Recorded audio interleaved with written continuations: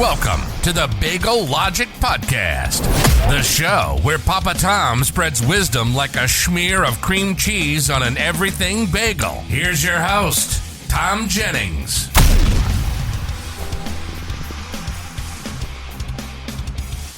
Hello, everyone, and welcome. I should say welcome back to the Bagel Logic Podcast. And man, I'll be honest with you, I wasn't really sure whether I was going to do a new episode this soon or not.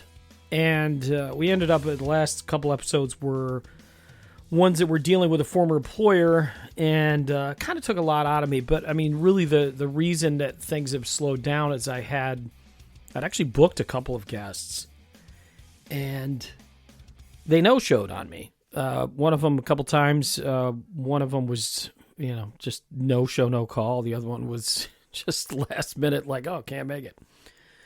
And I get it. People are busy. I mean, unfortunately, it's not like I'm not Jimmy Kimmel or something where people think, oh, look, being on this show, I gained some huge benefit for my career. So, yeah, I had these grand plans as well. My friend Josh Kogovan and we were talking about doing a live episode, and I think I probably should do that at some point, because if a lot of it's going to depend on the numbers in terms of this episode. And the podcasting world's a little bit weird. You build an audience, and you try to build it. And really, the only ways you can do that, it's kind of like a business. You have to be consistent. And I've been anything but consistent in terms of the last few months with these episodes. But, and I'm not saying that I'm necessarily going to be more consistent in the very near future. But hopefully in just doing an episode today, it'll reinvigorate me, and I'll be able to find some guests. And because ultimately, man, I love the guest component. As much as I can sit here and ramble, my wife likes to joke, oh, he loves to hear his own voice. And there's an element of truth to that. I mean, I've always wanted to be my dream job would have been like a morning radio disc jockey or something like that, and that didn't happen. And I mean, as they say, there's more sand in the bottom than the top of the hourglass, so I don't necessarily see that happening. But who knows? Stranger things have happened. So today, probably keep it around a half an hour, just a subject that's been kind of milling around in my head, and it's a weird one, and it has to do with a now former employer. I was working at a place called 810 Mead Works, and that's mead as in the honey fermented beverage, MEAD. And I had been associated with the place for, I want to say seven and a half years. And it started back in, I'm trying to remember the exact year. I want to say 2015. It was either 2015 or 2016.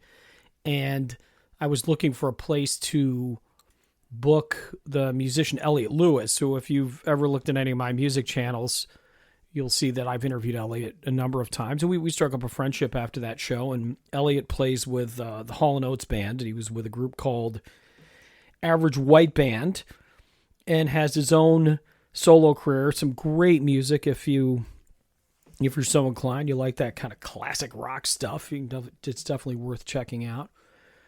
And I booked Elliot, and I met Brian DeGraw, who's the owner of the business, and kind of for years I booked music. And then at one point there was this guy who quit. It's funny. Brian and I were actually discussing this, I don't know, maybe a month before the place closed.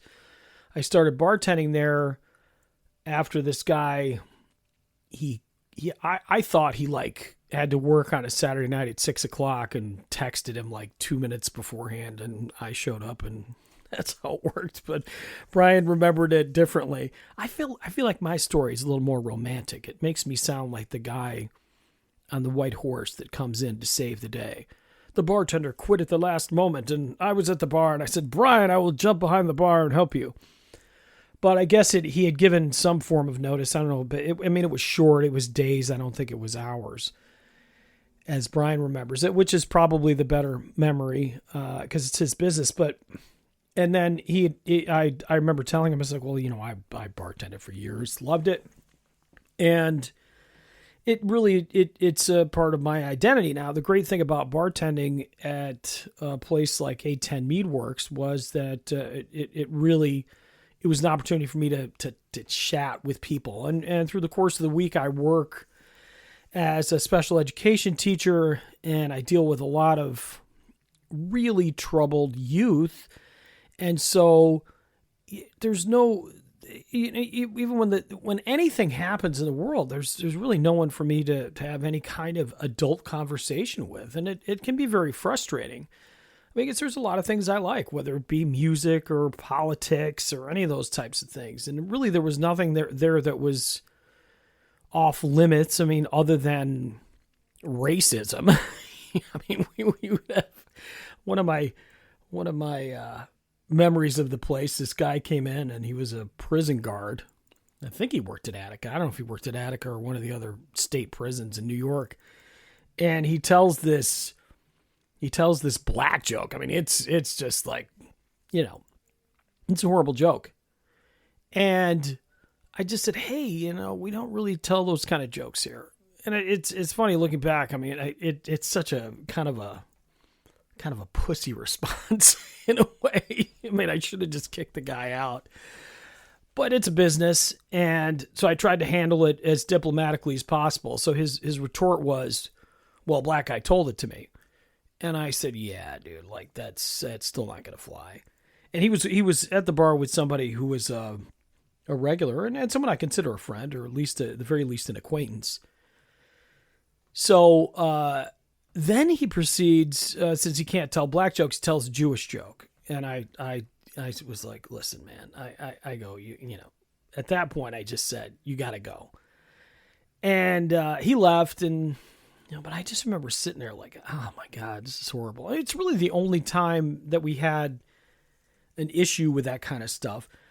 And I told jokes when I worked there and everything. I'm sure some of them, to some degree, could be considered misogynistic by some people if they take them wrong, or even borderline politically incorrect.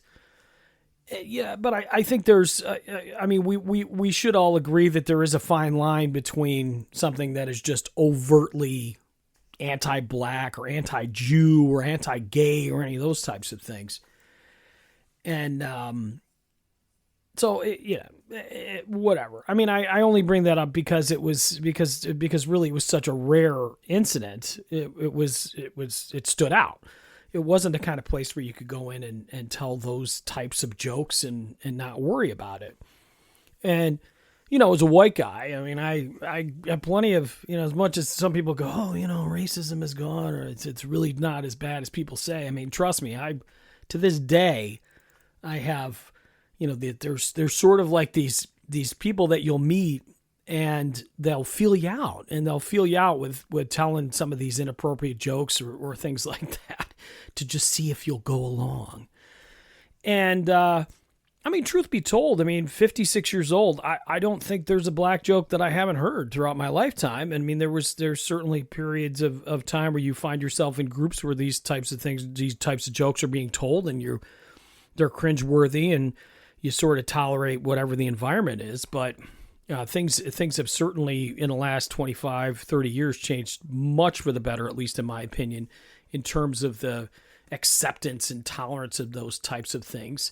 Some may argue to the extreme where people are overly sensitive when it comes to that stuff. And I don't know. I can see both sides of the argument, but the reality is that hate speech is hate speech. We see what could potentially happen when those types of things go unfettered. But again, these are the kinds of conversations that I could have at a place like A10 Meadworks, because it for the most part attracted a pretty decent clientele. But yeah, I think we, in terms of something that's maybe relatable to everyone out there, I think the hard part when a place like that closes is, in my case, it was a place that became part of my identity. And not only because of the whole, the fact that I was able to have an outlet for maybe humor or music or kind of my creative passions.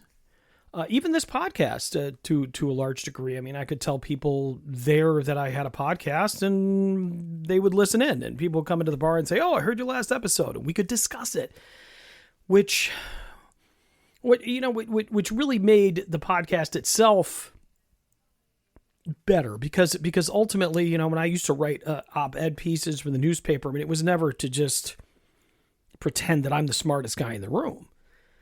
It's really as any opinion piece, whether it's a podcast in written form, or whatever, it really should be a vehicle to stimulate intellectual conversation or just conversation. It doesn't even have to be intellectual. It can just be fun, entertaining. I like to talk to people. And that's how you learn. That's how you learn about each other. That's how you learn about the world, those types of things.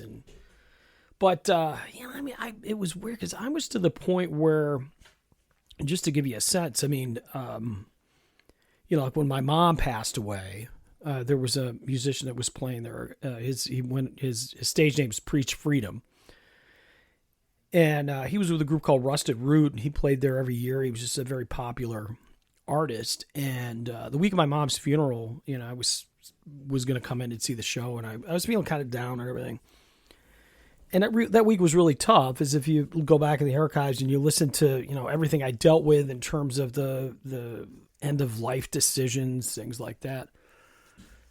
And so we went there, or I went there with my wife, and we got to see Preach, and Preach just gave me this big hug, and everybody there gave me, support, all that kind of. So it was such an important part of my support system, and there was a time not too long ago, I thought to myself, you know what? If I die, I'd want my wake there. I'd want to have my body laid state there, because this is where the people that I like to chat with, this is where they congregate. These are the people that have become a part of my life. Now, unfortunately, when a place like Meadworks, which it closes, and in many cases it's just an eventuality. But I really didn't see it coming.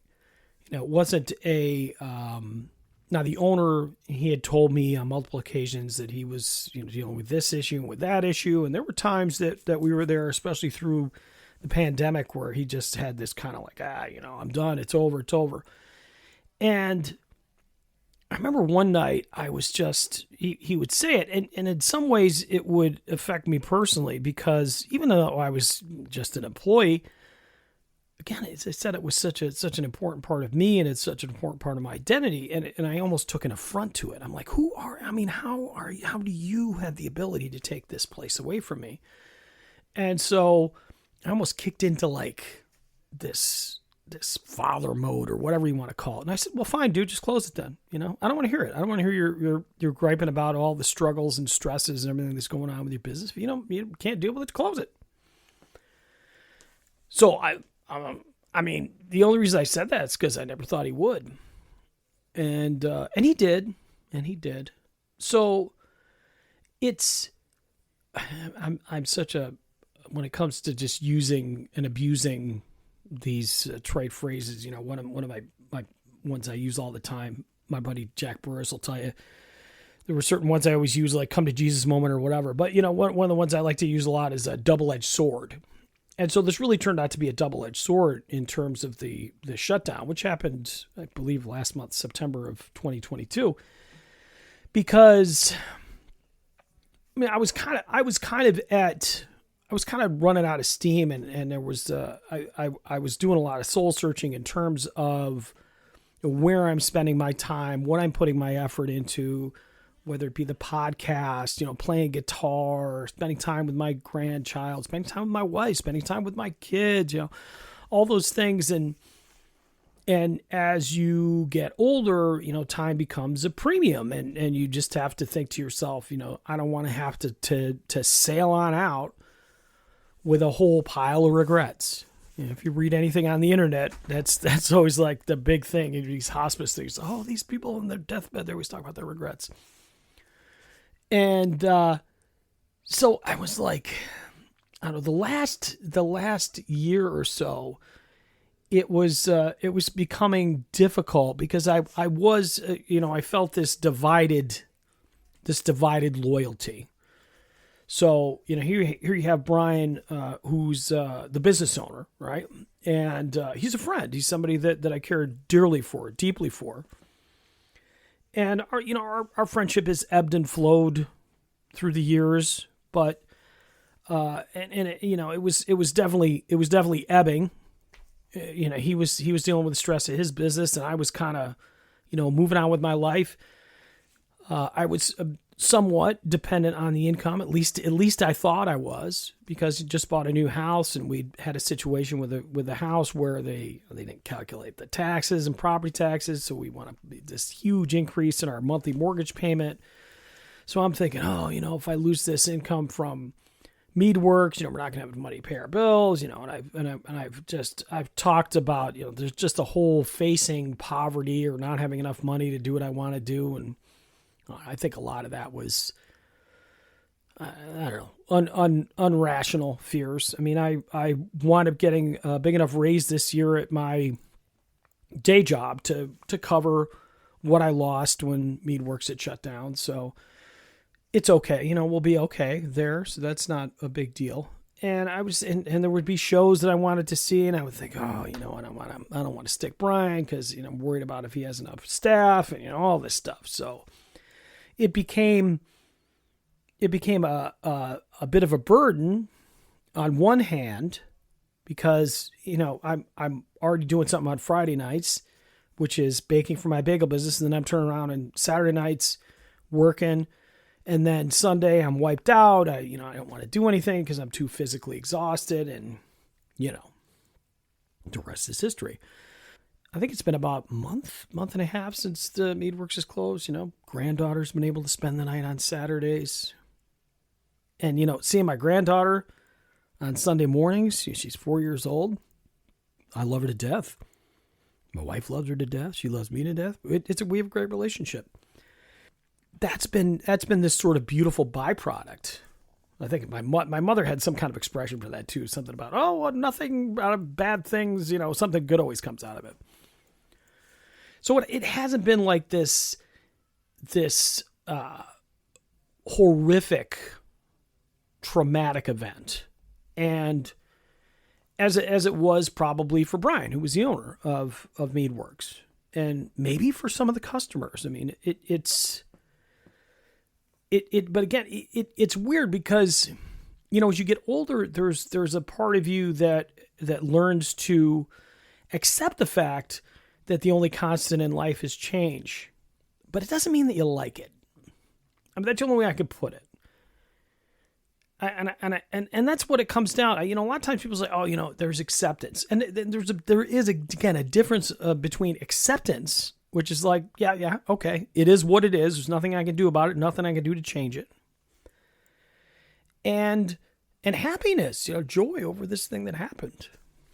And even then, even in saying, it's like, it worked out because I get to have my granddaughter on Saturday nights, and blah blah blah. It doesn't mean I'm necessarily happy about it, because there is this void that was created. And my son says to me, he goes, hey, you going to go out and find another bartending job? And I kind of entertained it. And honestly, I think it was about three, maybe 4 months ago. I looked at getting another bartending job, one that was closer to home. And I didn't take it because it was because as much as I convinced myself that maybe it was time to leave Meadworks, I just couldn't do it. I couldn't do it when push came to shove. And now I look at it and I go, man, do I really want to bartend? And I do. There's definitely a part of me that does want to. But there's also that realization that it's probably not the greatest thing for me to do. It probably isn't. And, everybody faces those types of situations, as my dogs will tell you as they're barking in the background. You look at them and you go, man, what am I going to do? There's things that you want to do, but they're not the best thing to do. And so it's kind of where I'm at in terms of bartending. I'd love to bartend. It would have to be a really, really good situation for me to do it again.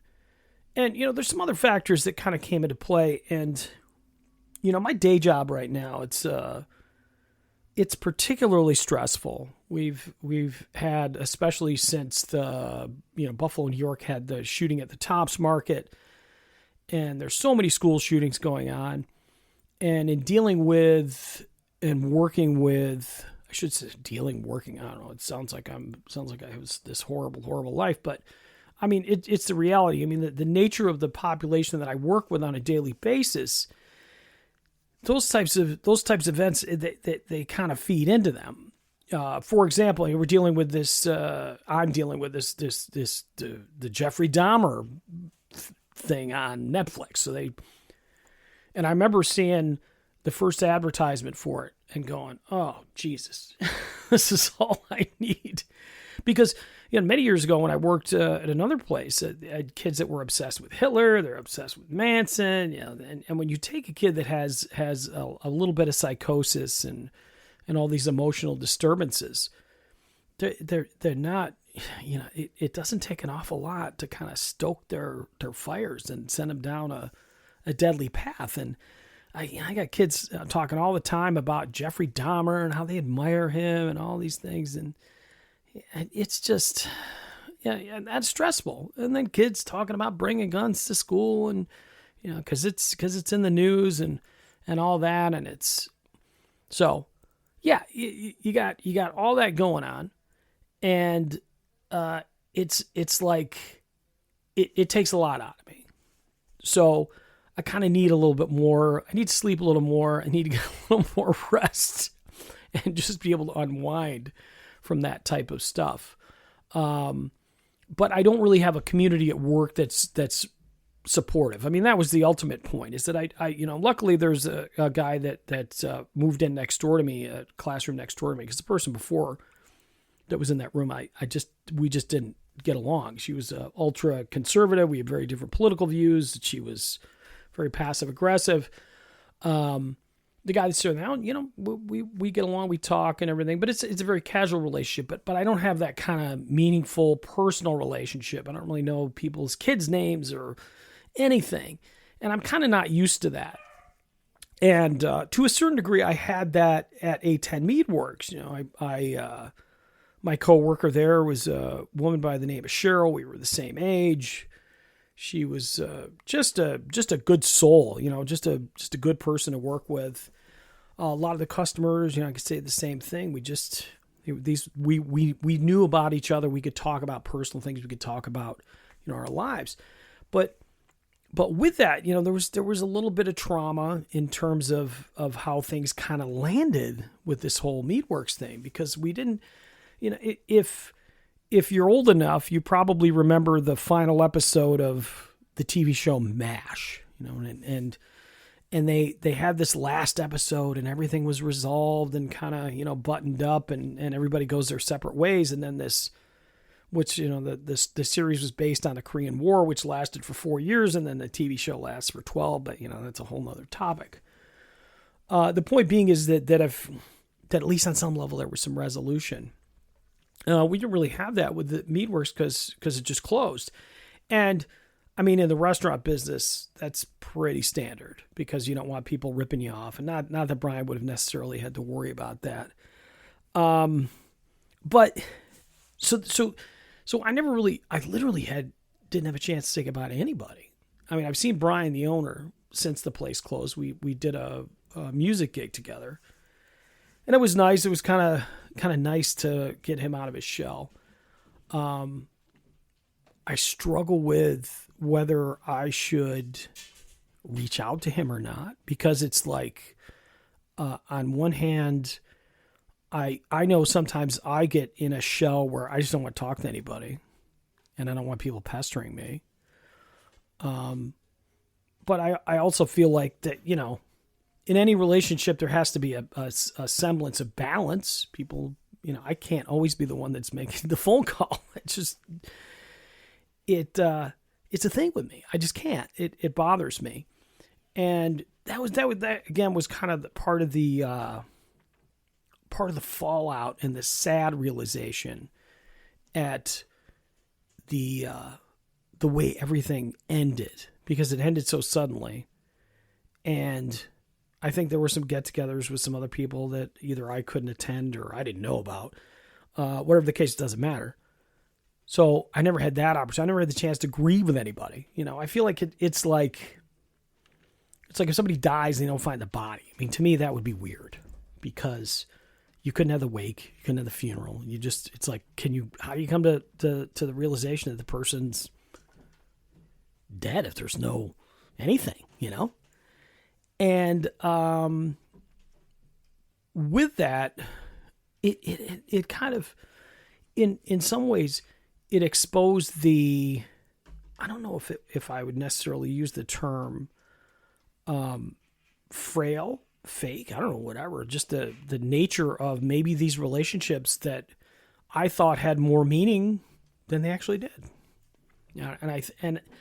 And it's strange, because like I play this game, and it's probably not a healthy one. So maybe I'm telling you shouldn't do this. Where I wait to see who's going to make the call. Like if something happens, you kind of wait to see who's going to be there, because I think in some ways it's a test. It's a test of the mettle of your relationship. It really is. I mean, it's the determination whether it goes both ways. My sister Kathleen and I are very close right now, and we weren't for a long time, but we are now. I mean, we don't usually go more than 2 or 3 days without one calling the other. Like, we don't have to play phone chicken. And there's people, listen, don't get me wrong. There's people I don't talk to for 3 months at a crack. But when we do talk, it's meaningful. And I don't take an affront to that. But I also know that, like, if something happens, like if there's something that an event or whatever, that I've always tried, the do unto others type thing. I've always tried to be the guy that makes the call if I know something's happening with somebody. Usually if it's something bad, even if it's something good. Somebody gets a promotion and we have a casual relationship, I'll call them. Somebody's family member passes away. If I'm close enough and I see it on Facebook, I'm going to call them. I'm not going to, I'll still post on their Facebook thread, but I'll call them because I know how it is. Sometimes I just need to hear voices. I think there was a piece of me that had a real disappointment in the lack of those calls. And I was surprised by the people that did call, which I shouldn't have been, because these are people that I talk to on a regular basis, but I hadn't really thought of them as the type of people that would be the ones to call when they kind of know that I needed to talk to somebody, that they had that sense, when the whole Meadworks thing went down. But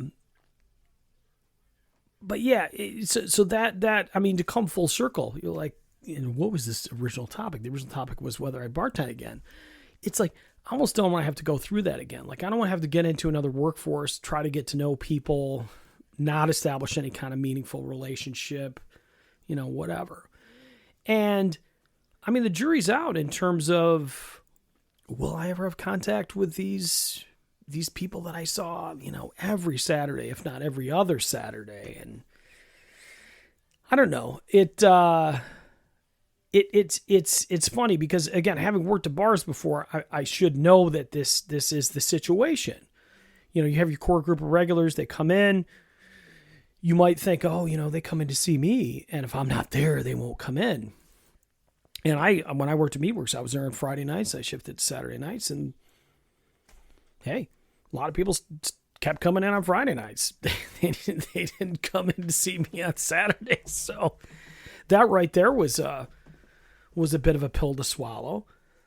And, there was even just some of the political tensions in terms of the staff and the COVID stuff and everything like that. I mean, there was not this past June. I think it was a June before, and we went through a very difficult time, and I'd received a phone call that there was, people talking about, trying to get me replaced there and everything.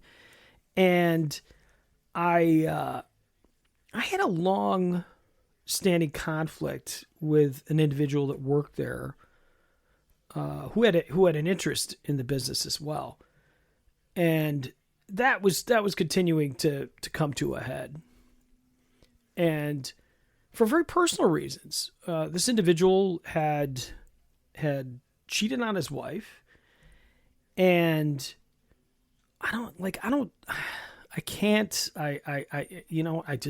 everybody has their thing, the thing that they're uncompromisable, whatever, and, man, there's a word for it. I'm trying to find it.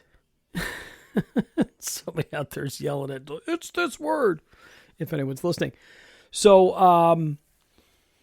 intangibles? I don't know. What's the word? What is that word where it's like, no matter what, that this is the deal? But anyhow, I don't do the whole cheating on your spouse thing. Now, I get it. Sometimes marriages don't work. Okay. And maybe an affair leads to a long-term relationship because, it was a bad relationship and everybody eventually, they part friends, blah, blah, blah. When you have kids involved, you gotta be sensitive to kids. Again, I've been on the bad end of the affair thing. And so I just don't, and it really pisses me off how society is so accepting of infidelity now. Like it's just not a big deal in many circles. Like it's so forgivable. It's disgusting in my mind. It really is. And I think it's one of the major problems that we have in this country. And I'm a liberal. Don't get me wrong. Hey man, you don't want to get married. Don't get married. Don't have kids. If you're going to commit to having kids and with a woman, you're committed to that woman, whether you like it or not. And trust me, I got mothers of two of my kids. One of them I don't speak to ever, and the other one, I have a cordial relationship. But I didn't go into either one of those relationships with the intention of walking out on my kids, or I didn't cheat on either one of them. And I had opportunities, and I don't know, maybe it was my Catholic upbringing, whatever. My point being is that was bad enough. But then, the guy got involved with a friend of mine and then cheated on her and really damaged her emotionally. And I saw it from her perspective. And I just couldn't understand. And just the way that he spoke about women like, pieces of ass or whatever, the other thing that's changed in my life in the last 4 years is now I have a granddaughter. And I'll say I raised my kids, my sons, I raised two of them. The oldest one, I didn't unfortunately have the opportunity to raise him. But, the sons that I raised them to respect women. That's not to say that, they're not they weren't typical teenagers that were horny or, whatever at some point, or, didn't look at a Playboy. And if you don't know what that is, it was a magazine with nudes in it or whatever. But they were raised, you got to be honest. You treat women with respect. You treat women with the same respect that you treat men. There's just a sexual component. That's what makes it different. And in some ways, in some ways it seems sexist to say, oh, you have to treat women as a lesser being. I never taught him that. I said, hey man, you treat them like equals, like they're your friend, they're your partner. You don't disrespect them. You don't look at them as a piece of ass, or you don't look at them as those types of things. So that's what a relationship is. If you don't want to be in a relationship with somebody, leave them. But do it with some dignity. Don't create havoc. Don't do damage along the way. And you know what? If they cheat on you, they're going to cheat on you again. It's certain people's nature. And I just don't. And, I feel like if you can get to a point in life where that part, that doesn't bother you, either it doesn't bother you, and I'm trying to figure out the best way to phrase it. Like, if you get to the point where not only does it not bother you, people cheating or whatever, like, even if you're not a cheater, and you look at other people and you just go, oh, hey, that's just Bob being Bob. Yeah, that's no big deal. Everybody's doing it. Yeah, everybody's not doing it. And a lot less people would do it if we didn't just look at it as not a big deal. I would argue that you could do a lot more damage to children by being unfaithful to their mother or being unfaithful to their father than you do to society when you rob a bank.